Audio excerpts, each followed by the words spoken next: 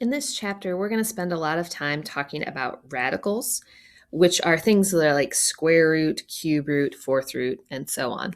So we've got all these different kinds of radicals. Okay, like I said, square root, cube root, fifth root, doesn't matter. We call that the index, that number right there.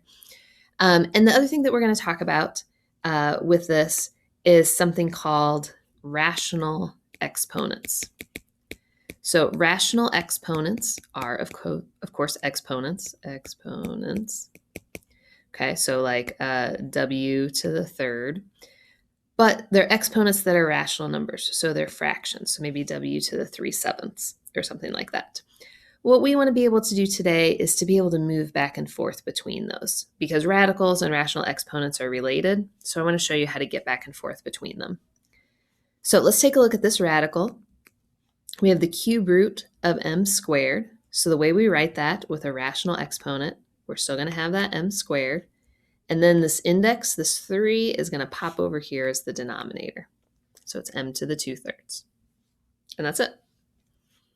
So the square root of 79, that's index 2. We don't usually write the 2, but square root is index 2. We have 79 to the first power. So this is going to be 79, and this is going to slide over and become the denominator. So 79 to the 1/2. We can go the other direction as well. So if we have x to the 3/5, we're going to take this denominator back out. So that becomes the fifth root of x cubed. And the same thing here, we can bring the denominator back out. So it is the square root of 7 to the first. Now, we don't usually write it this way. Square roots, we just leave like that. And of course, 7 to the first, we would just write as 7. Okay, so we can move back and forth between these pretty easily. So let's see. I have some problems here I want to show you.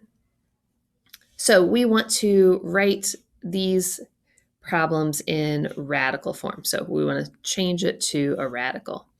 So I'm just going to do the odd problems here. So that 3 that's in the denominator, that's going to come out and become the index.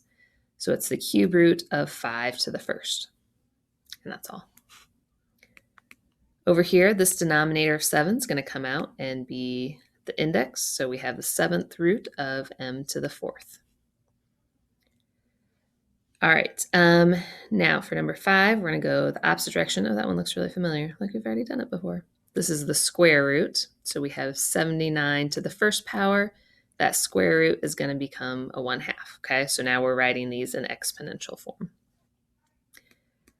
All right, number 7, it's got multiple things happening here. So this thing, this cube, that's going to come to all of them, that cube root. So what we have is we have 27 to the first, and we're going to bring that 3 as a denominator. And then we have m to the 6th, bring the 3 as a denominator. And n to the 4th, bring the 3 as a denominator. And then we can simplify a little bit, leave this as 27 to the 1/3. Now, right here, I'll change colors so you can see it. 6 divided by 3, we can change that to m squared. And then 4/3 doesn't change, okay? So when you have 3 things like this, we're just going to bring that 3 up underneath all of them, okay? We'll check out how to evaluate some expressions using this back and forth in the next video.